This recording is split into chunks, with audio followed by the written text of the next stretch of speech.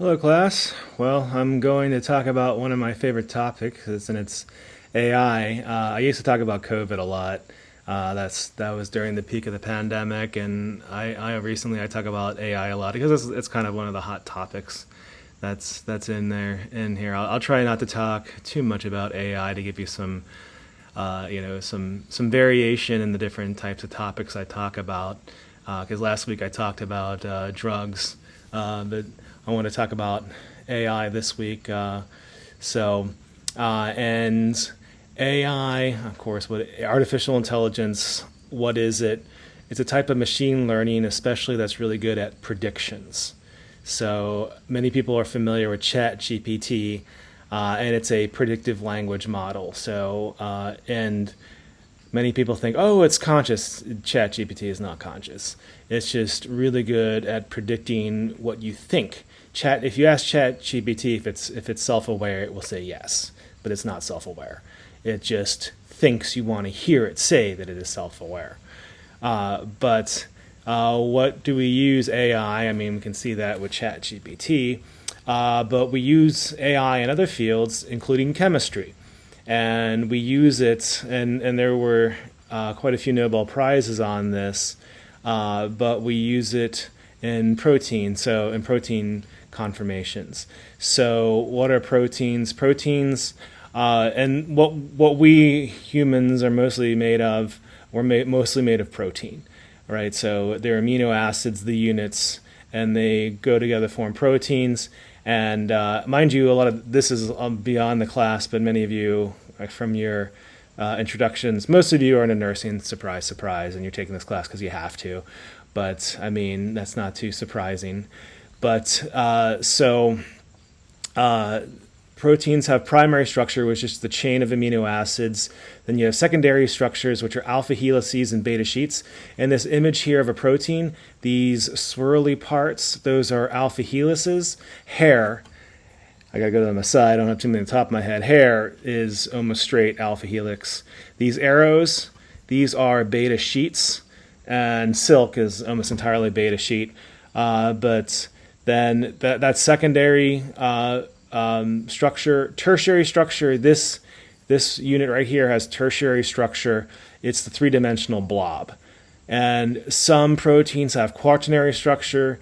That's how different blobs interact with different other blobs. Hemoglobin, for instance, is a protein that has a quaternary structure because there's four heme groups, four blobs, and how the blobs position themselves against each other is a quaternary structure of hemoglobin. So this protein, as drawn, only has tertiary structure. It has primary, secondary, as shown by the alpha helices and beta sheets, and it also has tertiary structure.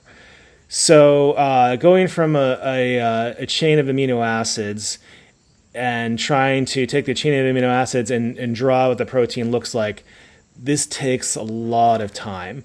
It would take someone many, many months to learn how to do it, and then maybe even years, and then even then trying to sit down and calculate it, it's going to take someone a very long time to be able to do. Like maybe at the peak of their game, someone could do this in a couple days or a week or two to crank this out.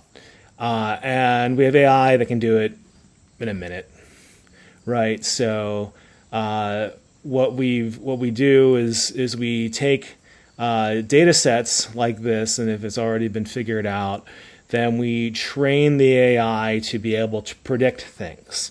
So what we already have in the past, and it mentions here the Google DeepMind project with AlphaFold, so where it can get the structure, so Google's AI can do this.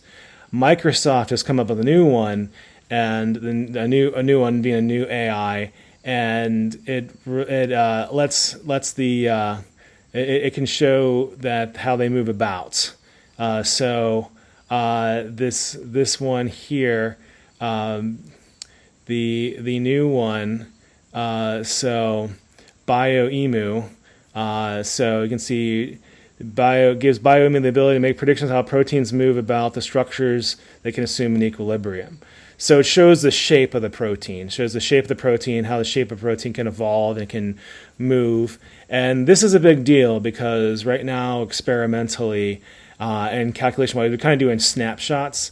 This is the first time we see the proteins in motion. And this is important for two reasons. First of all, proteins, they get their function entirely from their structure.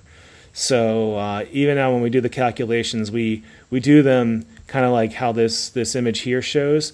This is how computers view proteins. They don't even look at the chemistry on the surface. They just look at the structure of the protein, and then they look to see, okay, what's going to fit where and how. So we don't necessarily look at how the atoms on the surface, the different functional groups and the amino acids, they don't even really think about how these are going to react chemically. It's all just the shape. And that is a very good approximation to how they work. I mean, so like I said, the protein's shape determines their function. And when a protein loses its shape, that's called denaturation. And when a protein is denaturized, denatured, it no longer works, it no longer functions. And the main ways to denature proteins are heat and pH. So both of those will change the shape of the protein, most often irreversibly. And that's the reason behind how we cook our foods, right? So we cook our food by temperature or by stomach acid, right, that can denature it. Or you can also cook food using fruit juices, right? And so some things like lime juice and lemon juice have a pH of around 3 or less. So you can have cooking, denaturation of proteins, making the food safe that way as well. So like I said, the new step in this, and the new thing is proteins and motions. That's the first thing, right? So the shape shows the function, and now it shows how it moves, because when you have enzyme activity, for instance, the enzymes will move around. Enzymes are typically proteins. So not typically, there are proteins. So enzymes are proteins. And they're very site-specific, and they're big protein blobs, and they make chemical reactions happen very effectively and very site-specific. And that's why we have such controlled chemical reactions in biological organisms, is because of this. And so now that we can do this, we can look and see how these chemical reactions, how the enzymes work. So we can see them, have like kind of a Pixar sort of cartoon of how they work. And also, on the other hand, we can use the same knowledge to see, okay, well, what about other toxins? I mean, so certain heavy metals, for instance, like lead and mercury, they can cause some of their toxicity comes from the fact that they can cause some enzymes to not work as well, especially mercury. And so you could explore some toxicology of things. You could also look to see, although they've already done this, you could look to see about inserting things for like a virus, and look at some of its life cycle, like the protease inhibitor, for instance, for Pfizer. So, okay, so hopefully this has given you some ideas to think about.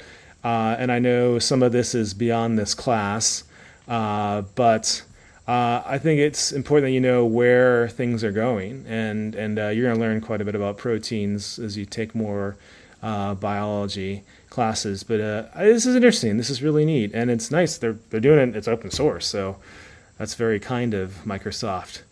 So this is how one of the ways that we can use machine learning and artificial intelligence in science. So there's a lot of AI that goes beyond ChatGPT. So and this is one of the ways that we're using it, and this is one of the ways that we are generating new knowledge and ideas with AI. So I hope you enjoy the video, and I hope that you're doing very well. Of course, always, as I say, if you're not doing well, if you're having a hard time finding basic needs, if you're dealing with some crippling mental health issues, or if you have other issues, academic or non-academic, that you need some help with, please feel free to reach out to me. I will do what I can to help. So, goodbye.